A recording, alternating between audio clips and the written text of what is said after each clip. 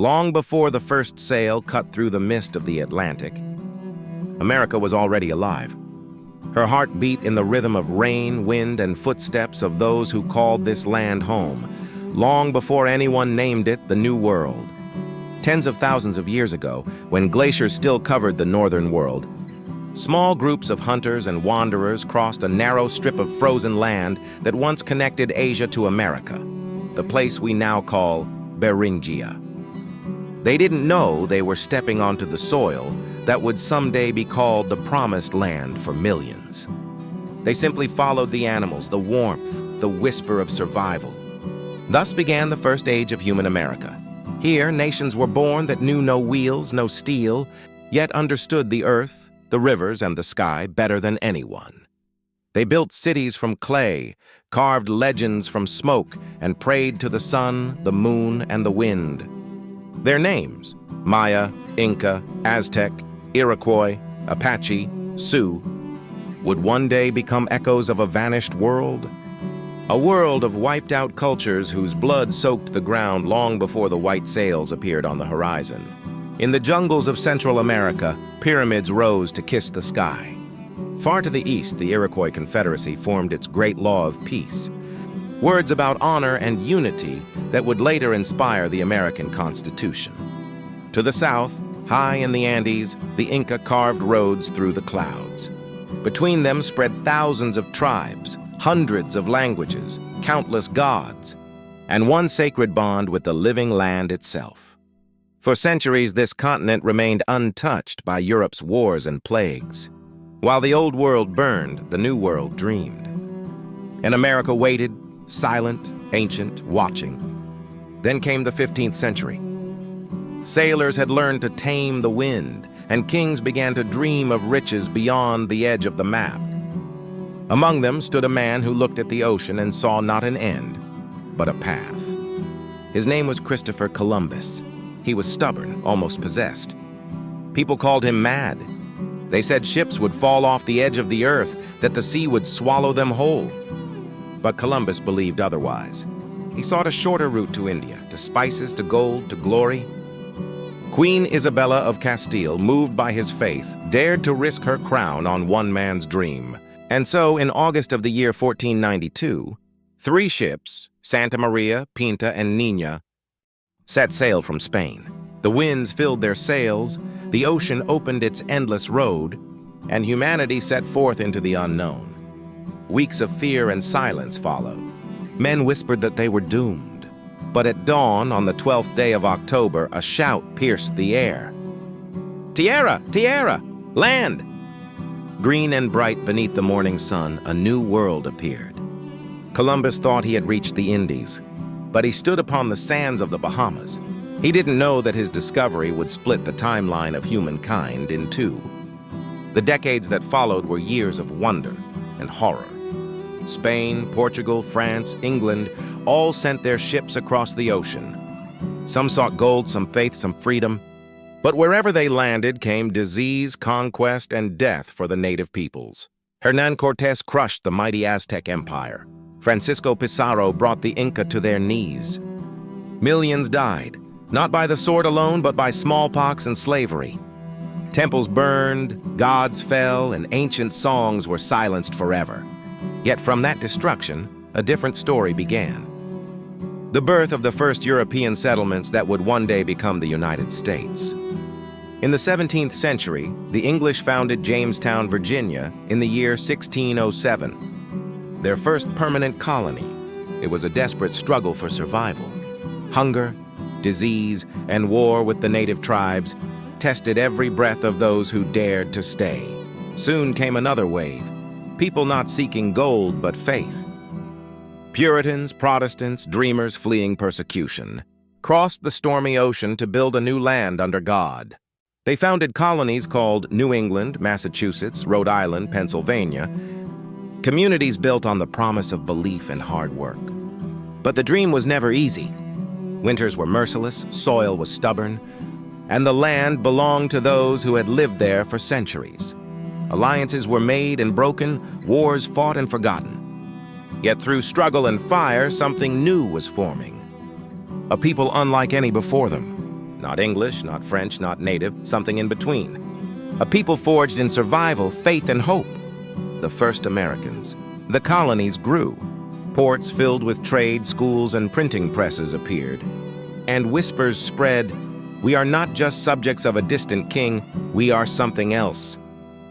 But in the shadow of growth lay a dark wound: slavery. In the year 1619, the first Africans were brought to Virginia as slaves. Men, women, and children sold like objects.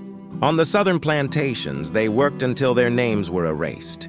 This sin would haunt the nation for centuries. Still, the colonies prospered. And with prosperity came pride. They paid taxes to Britain but had no voice in its parliament. The fire of freedom began to glow. An idea took shape, that a man has the right to rule himself. That idea would soon explode into revolution. The ocean, once crossed by explorers, would again carry ships, this time filled with soldiers, and the birth cry of a nation that would change the world forever. By the middle of the 18th century, the 13 English colonies stretched along the Atlantic coast, from the rocky shores of New England to the warm fields of Georgia.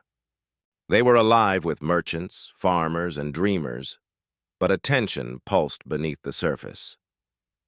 Across the ocean, in the marble halls of London, men in powdered wigs passed laws that reached across the sea, taxing, restricting, and demanding loyalty. Yet few of them had ever set foot on American soil. The colonists had fought and bled for the British crown, in wars against the French and the natives. They had defended the empire's borders. But when the war ended, instead of gratitude, came new taxes, new rules, and the cold reminder, you are not free. The Stamp Act, the Tea Act, the Quartering Act. Each new decree felt like a chain tightening around the neck of a growing nation. And then at one night, the fire began. It started not with an army, but with tea. In the winter of the year 1773, the harbor of Boston was silent and cold. 3 British ships stood anchored, their holds filled with tea. But the people of Boston refused to unload it. And when the king insisted, they answered in their own way. A group of men, disguised as Mohawk warriors, climbed aboard the ships. In the moonlight, they broke open the crates and threw the tea into the dark water. The ocean turned bitter that night. The world would remember it as the Boston Tea Party. Britain was outraged. The colonies were defiant. And the line between loyalty and rebellion was finally crossed. Meetings turned to protests. Protests turned to clashes. And in April of 1775, the first shot of the revolution echoed across Lexington and Concord. No one knew who fired it, but that single spark ignited a war that would birth a nation. Farmers dropped their tools and picked up muskets. Teachers, blacksmiths, and merchants became soldiers overnight. They had little training, few weapons, and almost no chance. But they had one thing the greatest empire in the world did not: belief. Out of this chaos rose a man who would come to embody that belief. A tall Virginian with calm eyes and unshakable dignity, George Washington. He was chosen to command the Continental Army, a ragtag force with no uniforms, no pay, and no certainty of tomorrow. Against them stood the might of Britain, redcoats, cannons, fleets, and gold. The early battles were brutal. Boston, New York. The Americans were driven back again and again. By winter, Washington's men were starving, freezing, and dying in the snow at Valley Forge. Yet even then he refused to surrender. He walked among his soldiers, barefoot in the snow, reminding them what they fought for. Not for land, not for glory, but for the right to exist as free men. Across the colonies, words spread like wildfire. Words written by a man named Thomas Paine in a small pamphlet called Common Sense. He wrote that freedom was not madness but destiny, that the colonies did not belong to kings but to the people, that liberty was worth blood. And on a warm July day in the year 1776 in the city of Philadelphia, a group of men gathered to give that idea a voice. They were not gods nor saints, just men with trembling hands and burning hearts. Thomas Jefferson, John Adams, Benjamin Franklin, and others signed a document that would echo through eternity: the Declaration of Independence. We hold these truths to be self-evident, it said. that all men are created equal, that they are endowed by their Creator with certain unalienable rights, that among these are life, liberty, and the pursuit of happiness. Those words were thunder. They split the world in half. Now it was war, truly, wholly, forever. The British struck back with fury. Their armies landed in New York with tens of thousands of men. Cities burned, families fled. But in the winter of 1776, when hope seemed lost, Washington made his move. On Christmas night, as snow and ice covered the Delaware River, he led his men across the frozen water in silence. They marched through the storm and struck the enemy at Trenton. It was a small battle, but a turning point. The impossible had happened. The Americans had won. More victories followed, at Saratoga, at Princeton, and soon, across the ocean, France began to watch. They saw in the rebellion a chance to weaken Britain, and perhaps to aid a new experiment in freedom. When France entered the war, the tide began to change. Years passed. The war dragged on. Fields, once green, were stained with red. Men who had never seen Europe died fighting its empire.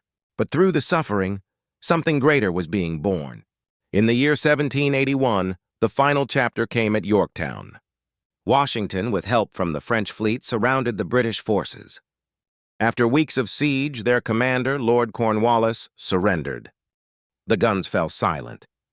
The war, it was over. 2 years later, the Treaty of Paris was signed. The United States of America was officially recognized as a free and independent nation. 13 stars now shone on its new flag, 13 colonies reborn as one.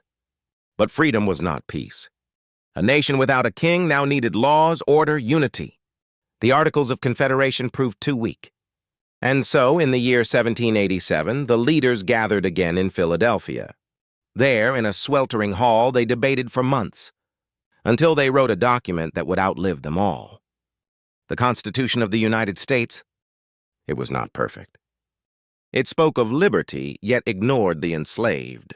It promised equality, yet left many voiceless. But it was a beginning, the first breath of an idea that would grow, change, and fight its own battles for centuries. When the work was done, someone asked Benjamin Franklin, "Well, doctor, what have we got, in a republic or a monarchy?" He smiled and said, "A republic, Sock, if you can keep it." And so, under the new Constitution, George Washington became the first president. He refused the title of king. He set the standard for democracy, that power must serve, not rule. America was free. But the cost was enormous. Thousands of lives, endless grief, and the heavy weight of expectation. The world watched. And America, young, wounded, beautiful, took her first uncertain steps into history. The revolution had ended, but the real struggle was only beginning. Freedom had been won, now it had to be kept. The young republic stood fragile and uncertain. Its cities were small, its treasury empty, and its borders wide as the imagination. Yet within the hearts of its people burned a single vision: to move west. To chase the sun beyond the mountains, across the rivers, into the unknown. They called it manifest destiny, the belief that America was meant to stretch from ocean to ocean, guided by Providence itself. Wagons creaked across endless plains. Families packed everything they owned, a Bible, a rifle, a dream, and vanished into the wilderness. The land seemed infinite, but it was not empty. Tribes that had lived there for centuries watched the strangers come, their horses and cannons shining under the same sky that once belonged only to the buffalo. Treaties were signed, broken, rewritten in blood. The trail of tears began. Thousands of Native Americans forced from their homes, walking through snow and hunger toward lands they'd never seen. Many never arrived. The price of progress was paid in silence, and the wind carried the sorrow across the prairies. Yet even as one world faded, another was being built. New states rose: Kentucky, Tennessee, Ohio. Cotton bloomed in the South, factories roared in the North, and in every town the sound of hammers echoed against the future. Railroads stitched the continent together with veins of steel, and the telegraph made lightning itself a messenger. But prosperity hid a growing shadow. the question that had haunted the nation from its birth. How can a land built on liberty keep men in chains? In the South, slavery was the heartbeat of wealth. Plantations stretched for miles, worked by millions who owned nothing, not even their names. In the North, voices began to rise. Preachers, writers, and reformers who called slavery a sin that poisoned the soul of the Republic. Their words spread like sparks through dry grass. Among those voices came a tall, quiet lawyer from Illinois, Abraham Lincoln. He believed that a house divided could not stand, that the Union must be one or fall forever. But others saw his words as a threat to their world. In the year 1860, Lincoln was elected president. And before he could even take office, Southern states began to secede, South Carolina first, then Mississippi, Alabama, Georgia, and others, forming a new nation, the Confederate States of America. They raised their own flag, their own army, and their own cause. The United States was breaking in two. In April of 1861, at a fortress called Fort Sumter, the first cannon fired. Smoke curled into the dawn, and America was at war with itself. The Civil War was not just a battle of armies, it was a war of ideas, of souls. Brother against brother, neighbor against neighbor, the North fought for union, and as the war deepened, for freedom itself. The South fought for its way of life, for sovereignty, for pride. The fields of the nation became graves: Bull Run, Antietam, Gettysburg, Vicksburg. Names that would echo forever? At Gettysburg, in the summer of 1863, after 3 days of slaughter, the Union stood victorious, but at a terrible cost. Lincoln came to that battlefield and spoke not of victory, but of meaning. In just a few minutes, he gave words that outlived the war itself. That this nation under God shall have a new birth of freedom, and that government of the people, by the people, for the people, shall not perish from the earth. Those words became the heartbeat of America. 2 years later, Lincoln signed the 13th Amendment, ending slavery in law, though not yet in hearts. But before the nation could heal, tragedy struck. On a spring evening in April of 1865, in a theater in Washington, a gunshot rang out. Abraham Lincoln, the man who saved the Union, fell to an assassin's bullet. The nation wept. When the war ended, more than 600,000 lay dead. Cities burned, families were torn apart. Yet from the ashes, the Union endured. The United States remained, scarred but alive. A new era began. The railroads raced westward faster than the wind. Immigrants poured in from Ireland, Italy, Germany, China, bringing new tongues, new faiths, new dreams. Gold was found in California, steel in Pittsburgh, oil in Pennsylvania. Factories rose where forests once stood, and the skyline itself began to climb toward the clouds. But every triumph carried a whisper of what had been lost. The forests cut down, the tribes displaced, the rivers bound by dams. Progress was unstoppable, but it was never free. Still, the idea of America, that fragile spark lit in 1776, survived every trial. Through conquest and contradiction, it grew into something larger than land or laws. It became a faith that the world could begin again. The 20th century ended with celebration and uncertainty. The Cold War was over. The Berlin Wall had fallen. The Soviet Union, America's great rival, dissolved into history. For the first time in generations, the world stood under one superpower. The United States was triumphant. Its economy soared, its technology transformed life itself, and its culture, music, film, fashion, language, reached every corner of the earth. It seemed the dream had won. Silicon replaced steel. The internet connected what oceans once divided. A new world was born, fast, digital, borderless. In offices and garages across California, visionaries built the future. Apple, Microsoft, Google, Amazon. Their creations rewired the way people lived, loved, learned, and lied. A click could start a war or end one. Knowledge became infinite, and so did confusion. Truth itself became fragile. Then, on a clear morning in September, the dream was shattered. It was the 11th day of the 9th month in the year 2001. The sun rose over New York City, bright, ordinary, beautiful. And then the sky tore open. Two planes, hijacked by men filled with hate, struck the Twin Towers. Another hit the Pentagon. A fourth fell in a field in Pennsylvania, where passengers fought back. Smoke and fire consumed the skyline. In that hour, nearly 3,000 souls vanished. The world watched in disbelief, and the age of innocence ended. America wept and changed. Fear became policy. The war on terror began. Troops crossed oceans once more, first to Afghanistan, then to Iraq. Years passed. Generations grew up under the shadow of conflict. The flag still waved, but the meaning felt heavier. The question returned, what does freedom cost? At home, new storms gathered. Economic collapse in 2008. Political divisions, racial wounds reopened. Protests filled the streets. Trust eroded. The dream that had once united millions began to fracture along invisible lines. Class, color, belief. Social media amplified every voice and every lie. A country once bound by faith in tomorrow began to argue over what truth even was. And yet through chaos, America remained. Wounded, restless, but alive.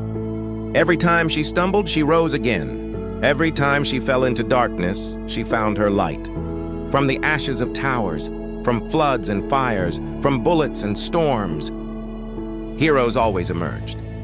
Doctors in hospitals, firefighters in smoke, mothers who worked 2 jobs to feed a dream, students who refused silence, inventors who reached for Mars.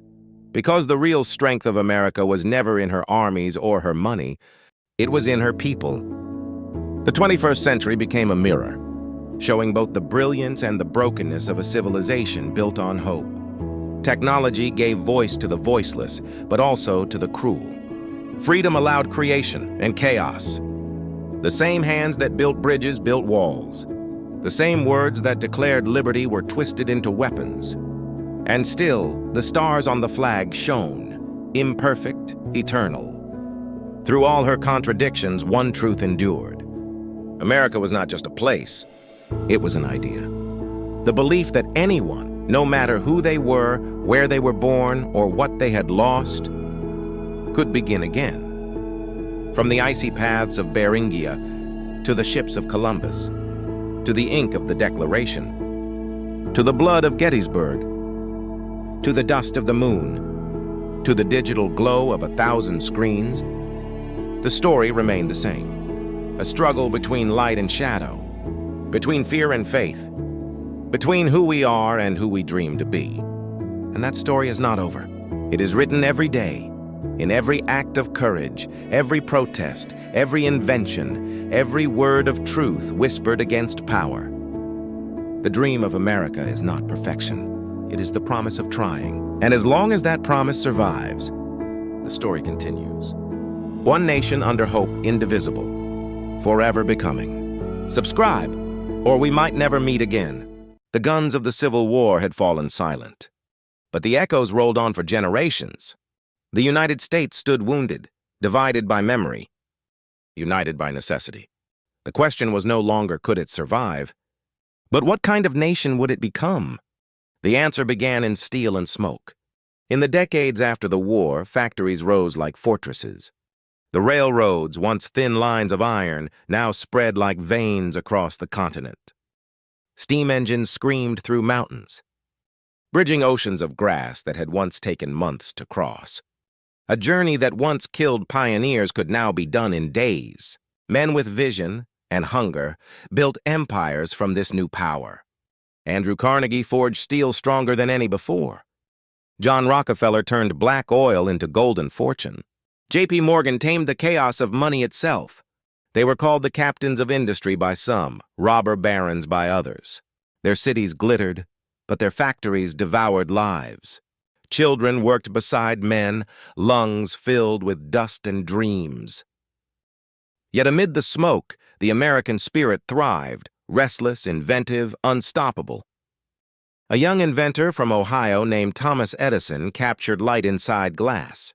Another, Alexander Graham Bell, made voices fly through wires. And one day, two brothers in North Carolina, Orville and Wilbur Wright, watched a fragile machine lift from sand and into history. The age of flight had begun. By the dawn of the 20th century, America was no longer a frontier. It was a force. Immigrants poured through Ellis Island, millions seeking a new beginning. They came with nothing but hope and built everything. Their sweat raised bridges, their songs filled streets, their courage defined a generation. But behind the boom lay tension. The divide between rich and poor, black and white, power and people. Unions rose, strikes turned violent. Cities trembled under the weight of progress. Then, far across the ocean, thunder began to gather again. And the world would soon pull America into its darkest hour. In the year 1914, Europe exploded into war. At first, America watched from afar, content to believe that oceans could shield it from madness. But war has a way of crossing every border. In 1917, after ships were sunk and promises broken, the United States entered the Great War. Young men who had never left their hometowns crossed the Atlantic to fight in fields whose names they could not pronounce. When it ended in 1918, the world was shattered. And America, stronger. The 1920s roared with speed and jazz. Automobiles filled the roads, radios filled the homes, skyscrapers clawed at the sky. New York became a symbol of the modern world. Steel, light, motion. But beneath the glitter, the ground was cracking.